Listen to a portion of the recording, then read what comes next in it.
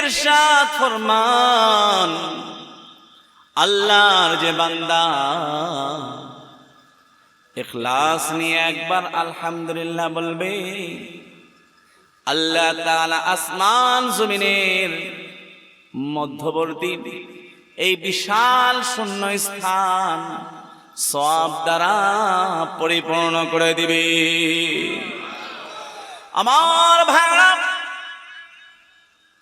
আল্লাহর হাবিব বলেন, আল্লাহর যে বান্দা একবার সুবহানাল্লাহ বলবে, একবার সুবহানাল্লাহ বলার কারণে জান্নাতের মাঝে এত বিশাল বৃক্ষ হয়। যদি একটি দ্রুতগামী ঘোড়া এক প্রান্ত থেকে দৌড় শুরু করে দেয়, তাহলে অপর প্রান্ত পৌঁছতে পৌঁছতে 100 বৎসর কেটে যাবে। জান্নাতে একটা ডালিমের ওজন হবে 70 মণ। সুবহানাল্লাহ বলবেন না? কত মণ? 70 মণ। একটা জান্নাতি মানুষ দিনে 5000 প্লেট খাবার খাবে। কত হাজার প্লেট? এত সুন্দর প্লেটে খাবার গুলো আসবে, খাবার গ্রহণ করার পরে ইচ্ছা করবে প্লেটগুলো খেয়ে ফেলে। ওই 5000 প্লেট খাবার খাবে, এরপরে প্লেটগুলো কি মিমি চকলেটের মতো চাবিয়ে চাবিয়ে খেয়ে ফেলবে। সুবহানাল্লাহ বলবেন না? এত সুন্দর দস্তরখানে খাবারগুলো আসবে, ইচ্ছে করবে দস্তরখানগুলো খেয়ে ফেলে। খাবার খাবে, প্লেট খাবে, এরপরে দস্তরখানগুলো খেয়ে ফেলবে। এটা কি আমার কথা বললাম? অফিহা মা তাশতাহিল আনফুস, মানে জান্নাতে যা মনে চায় তাই করবেন, যা ইচ্ছা তাই খাবেন। কষ্ট করে খাওয়ার দরকার নাই তো। জান্নাতে আপনার সেবিকা হুরগেলমান আপনাকে রেশম আস্তর বিশিষ্ট স্বর্ণের চেয়ারে বসিয়ে, যে চেয়ারগুলো মণি মুক্তা হীরা জহরত দ্বারা ডিজাইনকৃত চেয়ারে বসিয়ে জান্নাতি হুরেরা আপনাদেরকে আদর করে, ভালোবাসা দিয়ে, সোহাগ দিয়ে, প্রেম দিয়ে আপনাকে খাওয়াই দিবে। কষ্ট করে খাওয়ার কোনো প্রয়োজন। এমন জান্নাত কারা কারা পাইতে রাজি আছেন? হাত তুলেন। আল্লাহ তাআলা কবুল করুন, আমিন। আল্লাহ তাআলা আমার সকল ভাইদেরকে জান্নাতি বানিয়ে দেবেন, আমিন। আমার ভাইরা, আমি একটি আয়াত তেলাওয়াত করেছি, সূরা জারিয়াত, মাক্কি সূরা, 51 নম্বর সূরা, 27 নম্বর পারা, 2 নম্বর পৃষ্ঠা, 27 নম্বর আয়াত। একটা আয়াতের উপর আমল করবেন, জান্নাতুল ফেরদাউসের মালিক হয়ে যাবেন। সুবহানাল্লাহ বলবেন? আজ ইনশাআল্লাহ আপনাদেরকে আমি জান্নাতে নিয়ে যাব ইনশাআল্লাহ। এতে রাজি আছেন না? ভাইরা কেউ উঠাউঠি করবেন, আমি অল্প সময় কষ্ট দিব। আল্লাহ তাআলা বলছেন, ওমা খালাকাতুল জিন্না ওয়াল ইনসা ইল্লা লিয়াবুদুন, যে আমি জিন আর মানুষ জাতিকে শুধুমাত্র আমার ইবাদত বন্দেগী করার জন্যই সৃষ্টি করেছি। বলেন সুবহানাল্লাহ।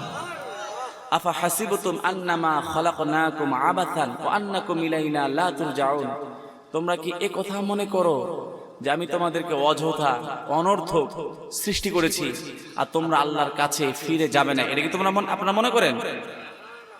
আল্লাহ তাআলা বলছেন, ওমা খালাকনাস সামাওয়াতি ওয়াল আরদা ওমা বাইনাহুমা লাঈবিন, আমি আসমান জমিনের, আসমান সমূহ এবং জমিনের যা কিছু সৃষ্টি করেছি, মানে কোনো কিছুই আমি অযথা অনর্থক আমি কি করে নাই, সৃষ্টি করিনি। আমার ভাইরা, মানুষ পৃথিবীতে আসার পর সবাই এক আল্লাহর ইবাদত করতে পারেন। সুবহানাল্লাহ। দীর্ঘ একটি সময় পর্যন্ত মানুষ এক আল্লাহর ইবাদত করত।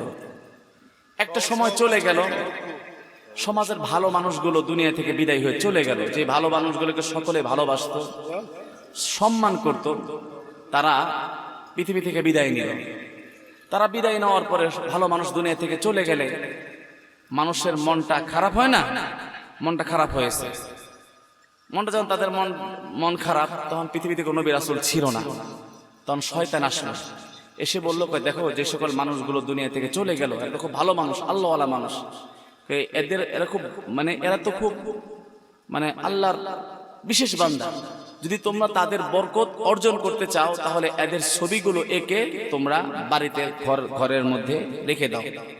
বোকা মানুষগুলো যারা আল্লাহওয়ালা দুনিয়া থেকে চলে গিয়েছেন তাদের ছবিগুলো এঁকে অঙ্কিত করে এই ছবিগুলো ঘরের মধ্যে কি দিলেন, রেখে দিলেন। মনে রাখবেন যে এই ঘরে ছবি রয়েছে, পিকচার রয়েছে কোনো প্রাণীর, সেই ঘরে আল্লাহ তাআলার রহমতের ফেরেশতা প্রবেশ করে না। একটা প্রজন্ম চলে গেল, আরেকটা প্রজন্ম আসলো। ওই প্রজন্ম আসার পরে শয়তান গিয়ে তাদেরকে পরামর্শ দিল, যে সকল তোমাদের বাপদাদারা যেই ছবিগুলো রেখে গিয়ে দিয়েছে এই ছবিগুলো অনেক বরকতময়, যদি এই ছবিগুলো কিছুদিন পরে নষ্ট হয়ে যায় তাহলে তো তোমরা এই বরকত থেকে বঞ্চিত হবে। এক কাজ করো, তোমরা এই ছবির পরিবর্তে আরো বেশি বরকত পাওয়ার জন্য তোমরা এই ছবিগুলোকে মূর্তি তৈরি করো। মানুষগুলো শয়তানের পরামর্শ মোতাবেক ওই ছবিগুলো তারা কি তৈরি করছে, মূর্তি তৈরি করেছে। একটা প্রজন্ম চলে গেছে, আরেকটা প্রজন্ম যখন আসলো তখন শয়তান তাদেরকে পরামর্শ দিল যে এই যে ছবিগুলো রয়েছে, এই যে মূর্তিগুলো রয়েছে, এগুলো হচ্ছে যদি এগুলোর তোমরা পূজা করো, উপাসনা করো তাহলে তোমরা আল্লাহকে পাবে। নাউজুবিল্লাহ বলবেন না? শয়তান বুঝালো এরা হচ্ছে আল্লাহ তাআলার বিশেষ বান্দা, তোমরা যদি এদের উপাসনা করো, পূজা করো তাহলে তোমরা আল্লাহ তাআলার নৈকট্য লাভ করতে পারবে। এই কারণেই তোমাদের বাপদাদাগুলো এই সকল ব্যক্তিদের মূর্তিগুলো তোমাদের ঘরের মধ্যে রেখে দিয়েছে। বলো নাউজুবিল্লাহ। মানুষগুলো আল্লাহর পরিবর্তে মূর্তি পূজা শুরু করে দিল। মানুষ যখন পথভ্রষ্ট হলো আল্লাহ তাআলা পৃথিবীতে রাসূল পাঠালেন। কি পাঠালেন? রাসূল। কোন রাসূল পাঠালেন বলতে পারেন? আব্দুল গফফার। নাম কি? কিন্তু আব্দুল গফফার নামে কেউ চিনে না। এই নবীকে চিনে নূহ, নাহায়া নূহ নাওহান মানে কান্না করা, যাকে দ্বিতীয় আদম বলা হয়, পৃথিবীর প্রথম রাসূল। এত বেশি কান্না করেছেন যে নবীর নাম হয়ে গিয়েছে কান্না। তানবীহুল গাফিলিন আল্লামা সামারকান্দি লেখেন, সারা দুনিয়ার মানুষের চোখের পানি যদি এক পাল্লায় রাখা হয়, পয়গম্বর দাউদের চোখের পানি আরেক পাল্লায় রাখলে পয়গম্বর দাউদের চোখের পানির পরিমাণ বেশি হবে। আমার ভাইরা, কয়েক শতাব্দী কেটে গেল, মানুষ আবার আল্লাহকে ভুলে গেল, মানুষ আবার মূর্তি পূজা করা শুরু করে দিল। এই পৃথিবীতে আদ নামে একটি শক্তিশালী জাতি ছিল, যাদেরকে বলা হয় আল আরাবুল আরেবা, খাঁটি আরব। হুদ, সালেহ আর শুআইব আর আমাদের নবী, চারজন নবী কি আরবী। আল্লাহ তাআলা আরব দেশে হুদ আলাইহিস সালামকে প্রেরণ করলেন আদ জাতির কাছে। এই আদ জাতি বিশাল লম্বা ছিল। আল্লাহ তাআলা তাদের বিষয়ে বলছেন আল্লাতী লাম ইখলাক মিসলুহা ফিল বিলাদ। এত বেশি লম্বা ছিল যে তাদের মতো শক্তিশালী এবং লম্বা তারা, মানে পিলার আছে না, স্তম্ভ, পিলারের মতো ছিল, মানে তাদের মতো শক্তিশালী জাতি আল্লাহ তাআলা পৃথিবীতে আর কি করেন নাই, প্রেরণ করেন নাই। তারা পাহাড় কেটে ঘরবাড়ি বানাতো। তারা বলতে লাগলো যদি নূহ আলাইহিস সালামের মতো মহাপ্লাবন আসতো তাহলে আমরা আসেই, নূহ আলাইহিস সালামের মতো মহাপ্লাবন আসে তাহলে আমরা আমাদের ঘরবাড়ি তো পাহাড় কেটে ঘরবাড়ি বানিয়েছে, আমরা আমাদের ঘরবাড়িতে আশ্রয় নিব, এই পাহাড় পর্যন্ত পানি আর কি পৌঁছবে না। বলে নাউজুবিল্লাহ। আমার ভাইরা, আজ যদি আল্লাহ তাআলাকে ভুলে গিয়ে মূর্তি পূজা আরম্ভ করে দিল, যে কথা আল্লাহ তাআলা সূরা আরাফ 7 নম্বর সূরা 8 নম্বর পারা 17 নম্বর পৃষ্ঠা 65 নম্বর আয়াতের মধ্যে আমার আল্লাহ তাআলা বলছেন, ওয়া ইলা আদিন আখাহুম হুদা ক্বালা ইয়া কওমি ইবুদুল্লাহা মা লাকুম মিন ইলাহিন গায়রু আফালা তাত্তাকুন। আল্লাহ তাআলা অবাধ্য মূর্তি পূজারী আদ জাতির কাছে তাদের ভাই হুদ আলাইহিস সালামকে প্রেরণ করলেন। হুদ আলাইহিস সালাম এসে তাদেরকে বললেন, তোমরা মূর্তি পূজা ছেড়ে দাও, এক আল্লাহর ইবাদত বندگی করো, তোমরা কি আল্লাহকে ভয় করবে না? আমার ভাইরা, আজ যদি হুদ আলাইহিস সালামের সাথে দুর্ব্যবহার করলো, তার কথাকে অমান্য করল। উল্টো আর তারা হুদ আলাইহিস সালামকে জুলুম নির্যাতন করা শুরু করে দিল। আল্লাহ তাআলা আজ জাতিকে শায়েস্তা করার জন্য আল্লাহ তাআলা আযাব প্রেরণ করলেন, যে কথা আল্লাহ তাআলা পবিত্র কোরআন শরীফের মধ্যে বলছেন, ইন্না আরসালনা আলাইহিম সাইহাতাও ওয়াহিদাতান ফাকানু কাহাশিমিল মুহতাদির। আমার ভাইরা, আল্লাহ তাআলা আজ জাতিকে শায়েস্তা করার জন্য একটি টর্নেডো, ঘূর্ণিঝড় প্রেরণ করলেন। কি প্রেরণ করলেন? ঘূর্ণিঝড়।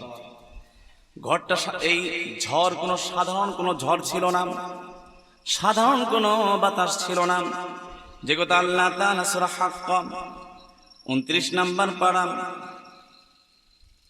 69 নম্বর সূরা 7-8 নম্বর আয়াতের মধ্যে আল্লাহ তাআলা বলছেন, সাখখারাহা আলাইহিম সাবআ লায়ালিন ওয়া সামানিয়াতা আইয়ামিন হুসুমা ফাতারাল কওমা ফিহা সারআ কাআন্নাহুম আ'জাযু নাখলিন খাবিয়া ফাহাল তারা লাহুম মিন বাকিয়া। আল্লাহ তাআলা আজ জাতিকে শায়েস্তা করার জন্য ভয়ঙ্কর শক্তিশালী একটি টর্নেডো, একটি ঘূর্ণর বাতাস, একটি ঘূর্ণিঝড় প্রেরণ করলেন।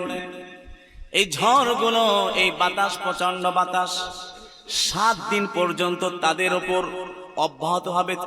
7 দিন পর্যন্ত অবিরাম ভাবে তাদের উপর দিয়ে বয়ে চলে, তাদেরকে তাদের জনপদ থেকে তুলে নিয়ে উপরে নিয়ে গিয়ে আসমানে নিয়ে গিয়ে ঝড়গুলো নিচের দিকে নিক্ষেপ করে।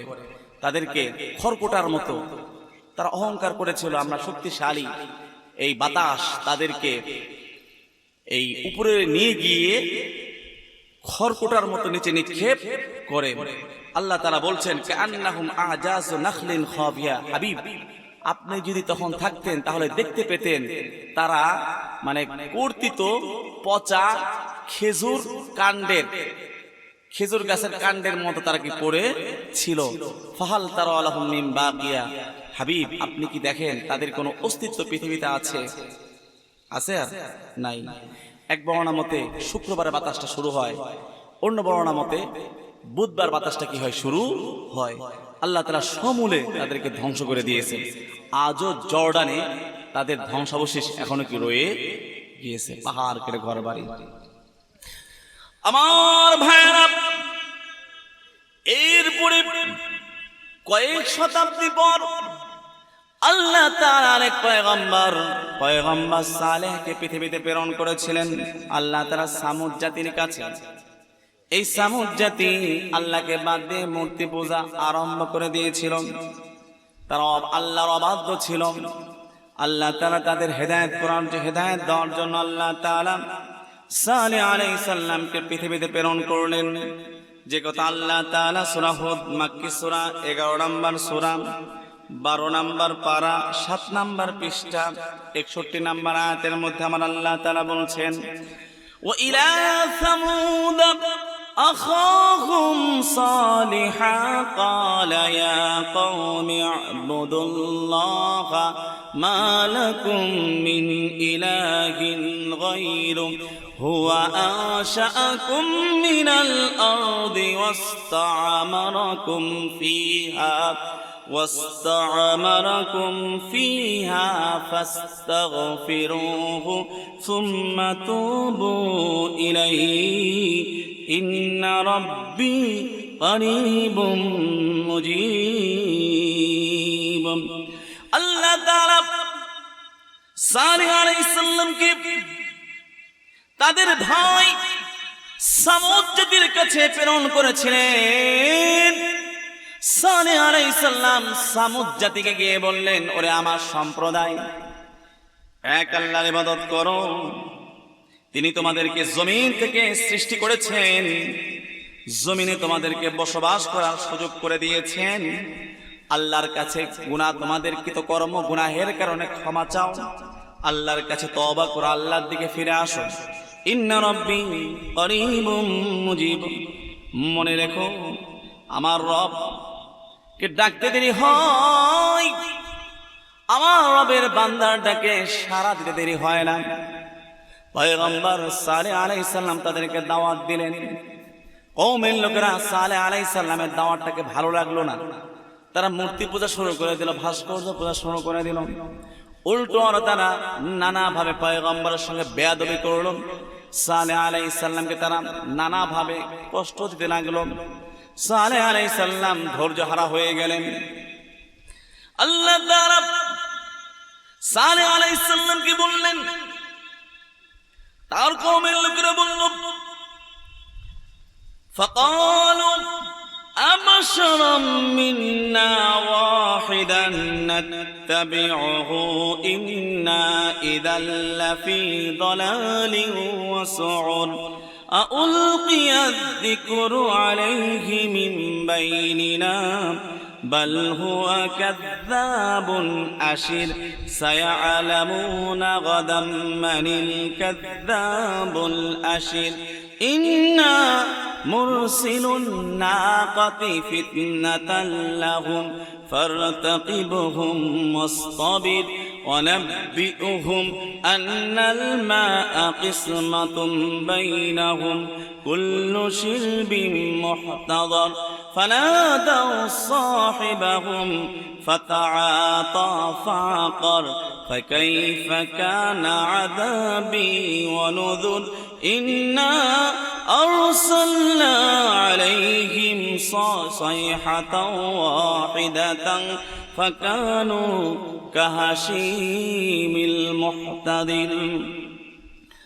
কওমের লোকেরা বলল, আমরা কি এমন একজন মানুষের অনুসরণ করব, নিশ্চয়ই সে পথভ্রষ্ট এবং সে অসর, জাদুগ্রস্ত, পাগল, নিকৃষ্ট। আউলকিয়া যিকরু আলাইহি মিন বাইনিনা বাল হুয়া কাযাবুন আশির। তারা বলতে লাগলো, সে তো মিথ্যাবাদী, আশির, সে হলো নিকৃষ্ট। আল্লাহ তাআলা বললেন, সায়ালামুনা গাদাম মানিল কাযাবুল আশির। আল্লাহ তাআলা সালেহ আলাইহিস সালামকে সান্ত্বনা দিয়ে বলেন, সালেহ তুমি কষ্ট পেও না, তারা তোমাকে নিকৃষ্ট বলেছে এবং মিথ্যাবাদী বলেছে। আগামীকাল তারা টের পাবে কে মিথ্যাবাদী আর কারা নিকৃষ্ট। আমার ভাইরা, এক আল্লাহর দাওয়াত দিতে গিয়ে আল্লাহর নবী এবং আল্লাহর নবীর সাহাবীরা কত বেশি কষ্ট করেছেন, কত জুলুম নির্যাতনের শিকার হয়েছেন। নোমান ইবনে বাশির ছোট্ট সাহাবী, মা নেই, বাবার সঙ্গে মদিনায় বসবাস করেন। বাবা জিহাদের ময়দানে শহীদ হয়ে গেলেন। বাবা শহীদ হওয়ার পরে নোমান ইবনে বাশির ছোট্ট সাহাবী আল্লাহর নবীকে জড়িয়ে ধরে কান্না করতে লাগলেন। বললেন, ইয়া রাসূলুল্লাহ, আমার তো মা নাই, আত্মীয় স্বজন গুলো কাফের, আমি বাবার সঙ্গে ঘুমাতাম, বাবা আমাকে খাওয়াতো, বাবা আমাকে গোসল করে দিত, বাবার সঙ্গে আমি বাজারে যেতাম, আমার তো বাবা নাই, কে আমাকে লালন পালন করবে, কে আমাকে দেখাশোনা করবে? সন্ধ্যা হলে আমি কার বুকে মাথা রেখে আমি ঘুমাবো, কে আমাকে দেখাশোনা করবে, কে আমার ভরণ পোষণ এর দায়িত্ব নেবে? ছোট্ট সাহাবী কান্না করতে লাগলো। আল্লাহর নবী নোমান ইবনে বাশিরকে ডাক দিয়ে বললেন, নোমান রে, আমি রাসূল যদি তোমার বাবা হই, মা আয়েশা যদি তোমার মা হয়, তোমার মনে কি কোনো কষ্ট থাকবে? নোমান ইবনে বাশির চোখের পানি ছেড়ে দিয়ে বললেন, হাবিব, ইয়া রাসূলুল্লাহ, আপনি যদি আমার বাবা হন, আয়েশা যদি আমার মা হয়, ফাতেমা যদি আমার বোন হয়, তাহলে আমার মনে কোনো কষ্ট থাকবে না। আমার ভাইরা, দিনের দাওয়াত দিতে গিয়ে আল্লাহর নবী কত বেশি কষ্ট করেছেন। গভীর রাত, মক্কায় প্রচন্ড ঝড় তুফান শুরু হয়ে গেল।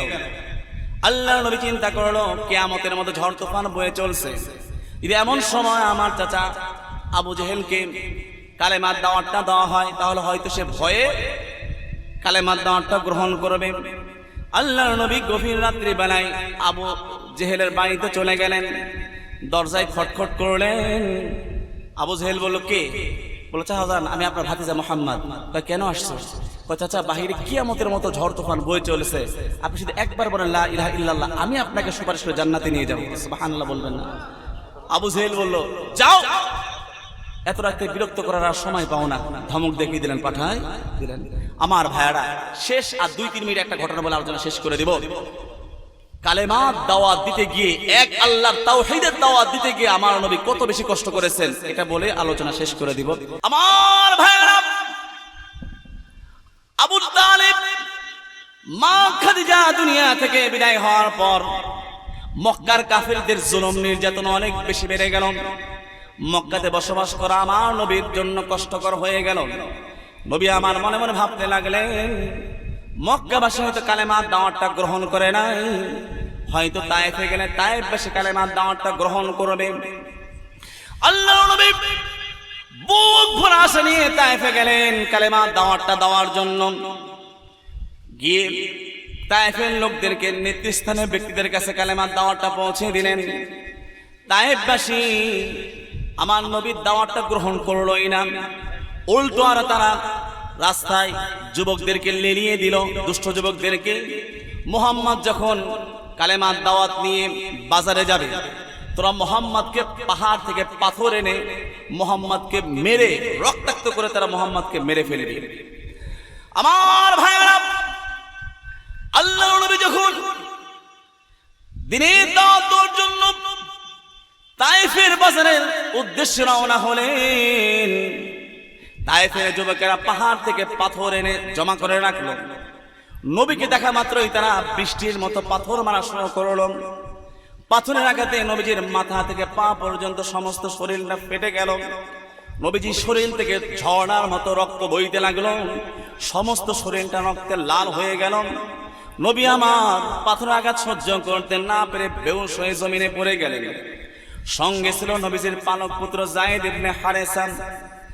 যায়েদ ইবনে হারেসা নবীজির এমন করুণ অবস্থা দেখে সহ্য করতে পারলেন না, দৌড়ে এসে বললেন, তায়েফের যুবকেরা, তোদের যদি পাথর মারতে ইচ্ছা হয়, আমি যায়েদ যুবক মানুষ, আমাকে পাথর মার, যত মনে চাই তত পাথর মার, তবে এই সুন্দর মানুষটিকে তোরা আর পাথর মারিস না।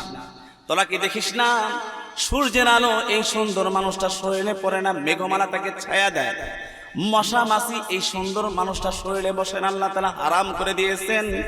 তোরা কি দেখিস না এই সুন্দর মানুষটা শরীর থেকে, ঘাম থেকে মিশকাম্বরের চাইতে বেশি সুঘ্রাণ ছড়ায়। যায়েদ ইবনে হারিসা বলল, আমি যায়েদ আমার দেহটা তোদেরকে দান করে দিলাম, যত মনে চাই পাথর মার, এই সুন্দর মানুষটিকে তোরা আর পাথর মারিস না। যায়েদ ইবনে হারিসা বলল, আমার বলতে দেরি হলো, তারা আমাকে বৃষ্টির মতো পাথর মারা শুরু করলো। পাথরের আঘাতে কখন যেন আমি বেহুশ হয়ে তায়েফের মাটিতে লুটিয়ে পড়লাম। এত কিছুর পরও তায়েফের যুবকদের রাগ মিটে না, তারা আবার আমার নবীকে দাঁড় করালো, আবার তারা পাথর মারা শুরু করলো। এইবার নবী আমার পাথরের আঘাত সহ্য করতে পারলেন না। নবী বললেন, আয়েশা রে, তুমি কি জানো আমার নবুয়তের জীবনে সবচাইতে কঠিন দিন আমার জন্য কোনটি ছিল? আয়েশা বলো, উহুদের ময়দান, যেদিন আপনার দান মোবারক শহীদ হয়েছেন, আপনি রক্তাক্ত অবস্থায় উহুদ পাহাড়ে আপনি পড়েছিলেন, উহুদের প্রান্তে আপনার শরীরে রক্ত ঝরেছেন। আল্লাহ নবী বলেন, না রে আয়েশা, উহুদের ময়দান আমার জন্য কঠিন ছিল না। এর কারণ হলো উহুদের ময়দানে আমার কলিজার টুকরা কল্লা ফাতেমা আমার পাশে ছিল, আলী আমার পাশে ছিল, ওমর আবু বকর আমার সঙ্গে ছিল, আমার শত শত সাহাবে আমার পাশে ছিল। কিন্তু আমি যখন কালেমার দাওয়াতটা নিয়ে তায়েফে গেলাম, তায়েফের যুবকেরা দ্বিতীয়বার আমাকে পাথর মারা শুরু করলো। পাথরের আঘাত আমি সহ্য করতে না পেরে সামনের দিকে তাকালাম, সাহায্য করার মতো একজন মানুষকে খুঁজে পাওয়া যায় কিনা। না, কাউরে খুঁজে পাওয়া যায় না। আমি তো এতিম, যদি আমার বাবা আব্দুল্লাহ পৃথিবীতে বেঁচে থাকতেন, সন্তানের এমন কঠিন বিপদময় মুহূর্তে সন্তানকে বাঁচানোর জন্য দৌড়ে এসে সন্তানের পাশে দাঁড়িয়ে যেতেন।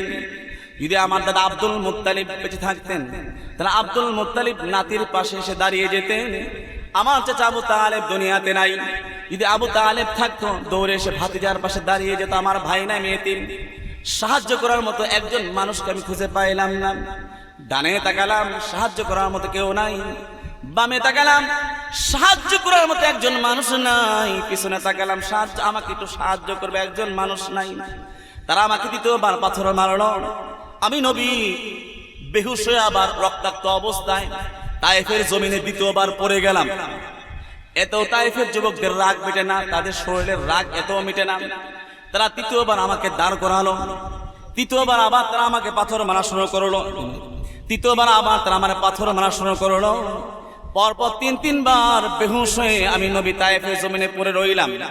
তৃতীয়বার যখন আমি জমিনে পড়ে গেলাম, তায়েফের যুবকেরা মনে করলো যে আমি মারা গিয়েছি।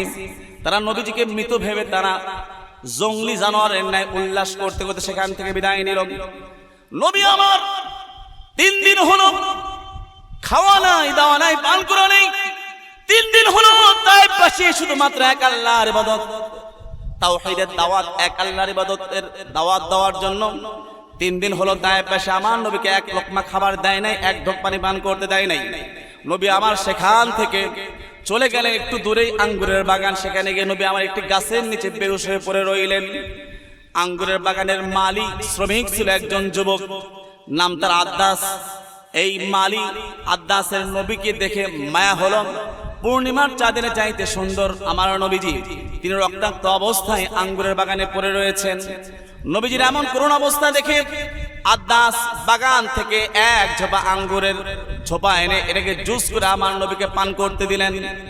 আল্লাহর নবী আঙ্গুরের জুসের গ্লাসটি হাতে নিয়ে আদ্দাসের দিকে তাকিয়ে বললেন, যুবক, তোমার নাম না আদ্দাস, তোমার বাড়ি এখান থেকে বহুদূর ইরাকের নিনুয়া গ্রামে, ইউনুস আলাইহিস সালামের গ্রাম নিনুয়া গ্রামে। আদ্দাস বলল, আমার নাম আদ্দাস আর আমার বাড়ি এখান থেকে বহুদূর ইরাকের নিনুয়া গ্রাম, ইউনুস আলাইহিস সালামের গ্রাম নিনুয়া গ্রামে। আপনি কিভাবে জানেন? আল্লাহর নবী বলল, যুবক রে, আমিও নবী, ইউনুস নবী। এক ভাই যেমন আরেক ভাইয়ের খবর রাখে, একজন নবীও তেমনি ভাবে আরেকজন নবীর খবর রাখে। সঙ্গে সঙ্গে আদ্দাস নবীর হাতে হাত রেখে পড়লেন, আশহাদু আল্লাহ ইলাহা ইল্লাল্লাহু ওয়া আশহাদু আন্না মুহাম্মাদান আবদুহু ওয়া রাসূলুহু। আদ্দাস বলেন, আমি সাক্ষ্য দিলাম আল্লাহ ছাড়া কোনো মাবুদ নাই। এই সর্বপ্রথম তায়েফের জমিনে আদ্দাস কালেমা পড়ে মুসলমান হয়ে গেলেন। আল্লাহ তাআলা আদ্দাসের এই অবদানকে ভুললেন না। সেখানে একটি মসজিদ হয়েছে আদ্দাসের নামে। এখনো হাজী সাহেবগণ সেখানে গিয়ে 2 রাকাত নামাজ পড়ে আদ্দাস রাদিয়াল্লাহু তাআলার জন্য দোয়া করে। তাহলে বোঝা গেল যারা এক আল্লাহর ইবাদত করবে, ঈমান আনবে, তাদের দাম আল্লাহ তাআলা দুনিয়াতেও বাড়িয়ে দিবেন, পরকালেও বাড়িয়ে দিবেন। যে কথা আল্লাহ তাআলা 30 নম্বর পারা সূরা ফজরের মধ্যে শেষ 2 আয়াতের মধ্যে বলেন, ফাদখুলি ফি ইবাদি ওয়াদখুলি জান্নাতি। আমার বান্দারা একনিষ্ঠভাবে আমার ইবাদত করো, আমার ইবাদত করো, ওয়াদখুলি জান্নাতি, আর আমি আল্লাহ তোমাদেরকে জান্নাতে প্রবেশ করাবো। এইজন্য আল্লাহ তাআলা বলছেন, ওয়ামা খালাকাতুল জিন্না ওয়াল ইনসা ইল্লা লিয়াবুদুন। দুনিয়ার মানুষেরা, আমি জিন আর মানব জাতিকে শুধুমাত্র আমার ইবাদত করার জন্য সৃষ্টি করেছি। মানুষ শুধুমাত্র আমার সামনে মাথা নত করবে, অন্য কারো সামনে মুসলমান মাথা নত করতে পারে না। আল্লাহ তাআলা আমাদের সকলকে একনিষ্ঠভাবে আল্লাহর ইবাদত করার তৌফিক দান করুক, আলেম ওলামাদের সঙ্গে থাকার তৌফিক দান করুক, সকল প্রকার বাতিল অপশক্তি এবং কুসংস্কার থেকে, বাতিল মতবাদ থেকে আল্লাহ রাব্বুল আলামিন আমাদেরকে হেফাজত করুক। আসসালামু আলাইকুম ওয়া রাহমাতুল্লাহি ওয়া বারাকাতুহু।